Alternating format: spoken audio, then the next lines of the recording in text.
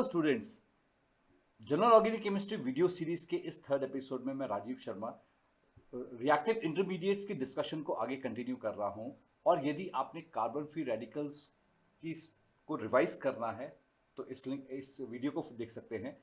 तो नेक्स्ट इस वीडियो में मैं कार्बोनियम आयन या कार्ब कैटायंस डिस्कस कर रहा हूं। तो सबसे पहले देखते हैं कि कार्बोनियम आयन या कार्ब कैटायंस फॉर्म कैसे होते हैं। तो अब जब भी कार्बन एटम एक ऐसे एलिमेंट से बॉन्डेड होगा जिसकी इलेक्ट्रोनेगेटिविटी कार्बन से ज्यादा है, तो उस केस में क्या होगा, हेट्रोलिटिक फिशन होने के चांसेस ज्यादा हो जाएंगे। अब जब हेट्रोलिटिक फिशन होगी तो ये दोनों इलेक्ट्रॉन्स, जो शेयर्ड पेयर ऑफ इलेक्ट्रॉन है, वो बेसिकली जो एटम उसके साथ कार्बन के साथ बॉन्डेड था वो उसके साथ चले जाएंगे, क्योंकि उसकी इलेक्ट्रोनेगेटिविटी ज्यादा है और कार्बन पे पॉजिटिव चार्ज आ जाएगा। अब जैसे एग्जाम्पल के तौर पे देखें, यदि जब भी कार्बन ऑक्सीजन के साथ बॉन्डेड होगा तो कार्बन की इलेक्ट्रोनेगेटिविटी कम है, ऑक्सीजन की इलेक्ट्रोनेगेटिविटी ज्यादा है। तो इस केस में यदि फिशन होगी और हेट्रोलिटिक फिशन जो हो जाएगी डोमिनेट करेगी इसमें, तो डोमिनेटिंग जो फैक्टर के कारण क्या होगा, कार्बन पे पॉजिटिव चार्ज आने के चांसेस ज्यादा हो जाएंगे। वैसे ही कार्बन नाइट्रोजन बॉन्ड पे भी सेम होगा, कार्बन हेलोजन बॉन्ड पे भी सेम होगा। तो जब कार्बन इस तरह से इन ग्रुप्स के साथ बॉन्डेड होगा तो उसमें कार्बोनियम आयन फॉर्मेशन के चांसेस ज्यादा हो जाए। तो अब हम देखते हैं कि कार्बोनियम आयन जब बन गया तो उसके बाद उसकी स्टेबिलिटी को हम क्या क्राइटेरियाज यूज करते हैं कि स्टेबिलिटी को कैसे डिसाइड। तो स्टार्ट करते हैं क्राइटेरियाज फॉर स्टेबिलिटी। अब जो फर्स्ट क्राइटेरिया स्टेबिलिटी के लिए हो जाएगा वो रेजोनेंस हो जाएगा। अब जैसे मैंने यहां पे एक एग्जांपल लिया है, ट्राइफिनाइल मिथाइल कार्बोनियम आयन। अब ये इसमें एक कार्बन के साथ 3 फिनाइल ग्रुप्स लगे हुए हैं। अब कार्बन पे यदि पॉजिटिव चार्ज है, अब ये पॉजिटिव चार्ज क्या हो सकता है, इधर शिफ्ट कर सकता है, क्योंकि ये डबल बॉन्ड जो है पाई इलेक्ट्रॉन्स है, ये इन दोनों कार्बन एटम के बीच में आ सकते हैं। इन दोनों कार्बन एटम के बीच में डबल बॉन्ड आ जाएगा तो जो पॉजिटिव चार्ज है वो इस कार्बन पे शिफ्ट कर जाएगा। अब ये जैसे ही रिंग के अंदर आ जाएगा तो रिंग के अंदर इसकी रेजोनेंस हो सकती है, और यहाँ रिंग के अंदर इसकी रेजोनेंस हो रही है। तो एक बेंजीन रिंग होगा तो उसमें बेसिकली 3 रेजोनेटिंग फॉर्म्स हो जाएंगे। तो उसके हिसाब से यदि हम देखें तो हमारे पास 3 बेंजीन रिंग है, तो उसी के प्रोपोर्शनेटली उतने ही और रेजोनेटिंग फॉर्म्स हो जाएंगे। तो इस तरह से जैसे जैसे रेजोनेटिंग फॉर्म्स इंक्रीज करते जाएंगे उसी तरह से क्या हो जाएगा, इसकी स्टेबिलिटी बढ़ती जाएगी। जो मैंने नेक्स्ट एग्जांपल यहाँ लिया है वो है एलाइल कार्बोनियम आयन लिया है। अब एलाइल कार्बोनियम आयन में यहाँ डबल बॉन्ड है। अब ये डबल बॉन्ड यहाँ से यहाँ को शिफ्ट कर सकता है, तो पॉजिटिव चार्ज यहाँ से यहाँ को शिफ्ट कर जाएगा। तो इस तरह से क्या हो जाएगा, हमारे पास दूसरा स्ट्रक्चर आ जाएगा। अब ये दोनों जो कार्बोनियम आयन है, ट्राइफिनाइल मिथाइल कार्बोनियम आयन और एलाइल कार्बोनियम आयन, इसमें यदि हम इन दोनों को स्टेबिलिटी में कंपेयर करें तो जो ट्राइफिनाइल मिथाइल कार्बोनियम आयन है उसकी स्टेबिलिटी ज्यादा होगी। अब क्योंकि यहाँ रेजोनेटिंग फॉर्म्स ज्यादा है, इसके सिर्फ 2 रेजोनेटिंग फॉर्म्स है, तो क्योंकि 2 रेजोनेटिंग फॉर्म प्रोपोर्शनेटली कम है एज कंपेयर टू 7 और 8 रेजोनेटिंग फॉर्म्स, तो इसीलिए क्या हो जाएगा, ट्राइफिनाइल मिथाइल कार्बोनियम आयन जो हो जाएगा वो ज्यादा स्टेबल हो जाएगा। अब नेक्स्ट क्राइटेरिया देखते हैं। अब इंडक्टिव इफेक्ट को समझने के लिए सबसे पहले हम इसका लूज डॉट स्ट्रक्चर समझ लेते हैं कार्बोनियम आयन का। तो कार्बोनियम आयन के लूज डॉट स्ट्रक्चर में 6 इलेक्ट्रॉन्स हैं, 3 उसके अपने इलेक्ट्रॉन्स हैं और 3 जो उसने 3 इलेक्ट्रॉन जो दूसरे जॉइनिंग एटम के साथ जॉइनिंग एटम ने शेयर किए हैं, तो 6 इलेक्ट्रॉन्स है। इसका ऑक्टेट कंप्लीट नहीं है और ये इलेक्ट्रॉन डेफिशिएंट है, पॉजिटिव चार्ज है, तो इसको इलेक्ट्रॉन डेंसिटी ज्यादा चाहिए होगी स्टेबलाइज होने के लिए। अब यहाँ पे जैसे टर्शरी कार्बोनियम आयन है, अब इसमें यहाँ पे 3 अल्काइल ग्रुप्स जुड़े हुए हैं, तो 3 अल्काइल ग्रुप्स के साथ क्या होगा, alkyl group has tendency to donate the electron density, तो इलेक्ट्रॉन डेंसिटी डोनेट करेंगे क्योंकि प्लस साइन इफेक्ट है, इसीलिए इसकी स्टेबिलिटी ज्यादा हो जाएगी। जो सेकेंडरी कार्बोनियम आयन है उसमें क्या हो जाएगा, 2 ही अल्काइल ग्रुप्स है, तो इसीलिए क्या हो जाएगा, इंडक्टिव इफेक्ट इसमें कम हो जाएगा रिलेटिवली फ्रॉम टर्शरी, तो इसीलिए इसकी स्टेबिलिटी टर्शरी से कम हो जाएगी। प्राइमरी कार्बोनियम आयन में क्या हो जाएगा कि इलेक्ट्रॉन डेंसिटी और कम शिफ्ट होगी, क्योंकि हमारे पास सिर्फ एक ही अल्काइल ग्रुप है, तो इसीलिए इसकी स्टेबिलिटी जो हो जाएगी सेकेंडरी से भी कम हो जाएगी, और मिथाइल कार्बोनियम आयन की लीस्ट स्टेबिलिटी हो जाएगी। तो इस तरह से जैसे जैसे कार्बोनियम आयन के ऊपर इलेक्ट्रॉन डेंसिटी कम शिफ्ट करेगी उसी हिसाब से उसकी स्टेबिलिटी भी डिक्रीज करती चली जाएगी।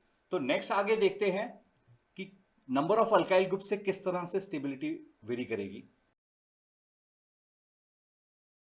अब जिस तरह से मैंने यहां पे एक टर्शरी कार्बोनियम आयन कंसिडर किया और ये 3 अल्काइल ग्रुप्स में कंसिडर कर रहा हूं, अब जो मैं एग्जांपल्स कंसिडर कर रहा हूं उसमें मैं ये प्रिज्यूम करके चल रहा हूं कि तीनों अल्काइल ग्रुप्स वही जो मैं कंसिडर कर रहा हूं वही होने चाहिए। जैसे यहाँ मैं मिथाइल कर रहा हूँ, तो जब मिथाइल होगा तो ये क्या हो जाएगा, इसकी स्टेबिलिटी जब यहाँ तीनों आर जब मिथाइल से रिप्लेस हो जाएंगे तो इसकी स्टेबिलिटी सेकेंडरी या प्राइमरी से ज़्यादा हो जाएगी। अब मिथाइल की बजाय यदि मैं उसको इथाइल ग्रुप से रिप्लेस कर दूं तो इथाइल जो हो जाएगा वो भी टर्शरी कार्बोनियम आयन ही बनेगा, पर अब उसकी stability methyl substituted carbonium ion से ज़्यादा हो जाएगी, क्योंकि यहाँ पे अब 2 कार्बन एटम है जो उसको कार्बोनियम आयन को इलेक्ट्रॉन डेंसिटी प्रोवाइड कर सकते हैं। वैसे जब नॉर्मल प्रोपाइल ग्रुप रिप्लेस करेगा इथाइल को तो वो और ज़्यादा स्टेबल हो जाएगा, क्योंकि यहाँ पे अब 3 कार्बन एटम्स जो हैं ये कार्बोनियम आयन को इलेक्ट्रॉन डेंसिटी सप्लाई कर सकते हैं। पर जब ये आइसोप्रोपाइल ग्रुप को रिप्लेस करेंगे, आइसोप्रोपाइल ग्रुप यदि तीनों पोजीशंस पे यहाँ पे आइसोप्रोपाइल ग्रुप आ जाए, अब ये जो कार्बोनियम आयन के साथ ये नॉर्मल प्रोपाइल ग्रुप का कार्बन एटम अटैच्ड है, इसके कंपैरिजन में ये जो सेकेंडरी कार्बन एटम अटैच्ड है ये क्या होगा कि ज्यादा इलेक्ट्रॉन डेंसिटी प्रोवाइड कर सकेगा, क्योंकि यहाँ पे इस कार्बन को 2 तरफ से इलेक्ट्रॉन डेंसिटी मिल रही है, तो ये वाला कार्बन एटम जो होगा ज्यादा इलेक्ट्रॉन डेंसिटी प्रोवाइड करेगा कार्बोनियम आयन को, इसीलिए ये क्या होगा, इसकी स्टेबिलिटी को और बढ़ाएगा। नॉर्मल ब्यूटाइल ग्रुप जब ज्वाइन करेगा तो वो नॉर्मल प्रोपाइल ग्रुप से ज्यादा स्टेबिलिटी क्रिएट करेगा, क्योंकि यहाँ पे अब 4 कार्बन एटम हो गए जो इलेक्ट्रॉन डेंसिटी प्रोवाइड कर रहे हैं। पर वैसे ही जब सेकेंडरी हो जाएगा तो वो क्या हो जाएगा कि नॉर्मल से ज्यादा हो जाएगा और वो आइसोप्रोपाइल से भी ज्यादा स्टेबिलिटी क्रिएट करेगा, क्योंकि यहाँ पे अब एक तरफ इथाइल ग्रुप है एक तरफ मिथाइल ग्रुप है, तो इसलिए ये कार्बन एटम और ज्यादा इलेक्ट्रॉन डेंसिटी दे सकता है। वैसे ही टर्शरी ब्यूटाइल ग्रुप और ज्यादा स्टेबिलिटी क्रिएट करेगा। तो इस तरह से जितने अल्काइल ग्रुप्स कार्बोनियम आयन के पास जो कार्बन एटम बॉन्डेड है उसके साथ ज्वाइन करते जाएंगे तो उसकी स्टेबिलिटी को इंक्रीज करते जाएंगे। इस तरह से अल्काइल ग्रुप्स जो है बेसिकली कार्बोनियम आयन की स्टेबिलिटी को इंक्रीज करेंगे। अब नेक्स्ट आगे देखते हैं कि किस तरह से एक जनरल वे में हम स्टेबिलिटी को एक्सप्रेस कर सकते हैं कार्बोनियम आयंस की। अब जो ये मैंने जनरल स्टेबिलिटी एक्सप्लेन करी है, इसमें यहाँ पे जो ट्राइफिनाइल मिथाइल कार्बोनियम आयन है ये सबसे ज्यादा स्टेबल होगा, क्योंकि इसमें रेजोनेटिंग फॉर्म्स ज्यादा हो जाएंगे। और ये जो मैंने पहले 4 स्ट्रक्चर्स डिस्कस किए हैं ये रेजोनेंस को डोमिनेट कर रहे हैं। यहाँ पे यदि हम देखें ये भी टर्शरी कार्बोनियम आयन है और ये भी टर्शरी कार्बोनियम आयन, ये दोनों टर्शरी कार्बोनियम आयन्स है, पर यहाँ पे रेजोनेंस डोमिनेट कर रही है, यहाँ रेजोनेंस नहीं हो रही, इसके लिए इसकी स्टेबिलिटी बाद में आ रही है। तो हमेशा जब भी हम कार्बोनियम आयन की स्टेबिलिटी को एक्सप्रेस कर रहे होंगे तो देखेंगे यदि रेजोनेंस हो सकती है और सेम टाइप का कार्बोनियम आयन, जैसे ये भी यहाँ पे टर्शरी है, ये भी यहाँ पे टर्शरी कार्बोनियम आयन है, और दोनों केस में एक में रेजोनेंस हो सकती है एक में रेजोनेंस नहीं हो रही, तो इसलिए जिसमें रेजोनेंस हो रही है उसको हम स्टेबिलिटी ज्यादा बोल रहे हैं। वैसे ये सेकेंडरी है ये भी सेकेंडरी है, यहाँ पे रेजोनेंस हो सकती है यहाँ रेजोनेंस नहीं हो सकती, तो रेजोनेंस को हम पहले कंसिडर करेंगे उसके बाद इंडक्टिव इफेक्ट को कंसिडर करते हैं। और इंडक्टिव इफेक्ट कंसिडर करते हुए हमने ये ध्यान रखना है कि अल्काइल ग्रुप्स किस तरह से अटैच्ड है उसके साथ। यदि जितना बल्कियर अल्काइल ग्रुप हो जाएगा उतनी ही ज्यादा उसकी स्टेबिलिटी हो जाएगी। तो ये बेसिकली क्राइटेरियाज थे to express the stability of carbonium ion. कहीं आप मेरे चैनल पे फर्स्ट टाइम तो नहीं विजिट कर रहे, यदि फर्स्ट टाइम विजिट कर रहे हैं तो मेरे इस चैनल को सब्सक्राइब करो। सब्सक्राइब करते हुए ध्यान रखना कि आपने बेल आइकन भी प्रेस करना है और नोटिफिकेशंस में ऑल नोटिफिकेशंस को टिक करना है।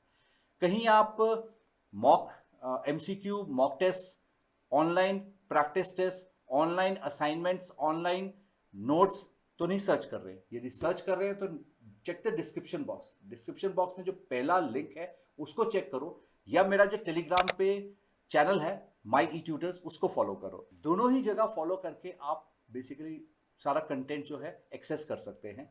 और हाँ, भूलना नहीं, इस वीडियो को आपने लाइक भी करना है और कमेंट सेक्शन में कमेंट भी करना है। Thanks for watching this episode.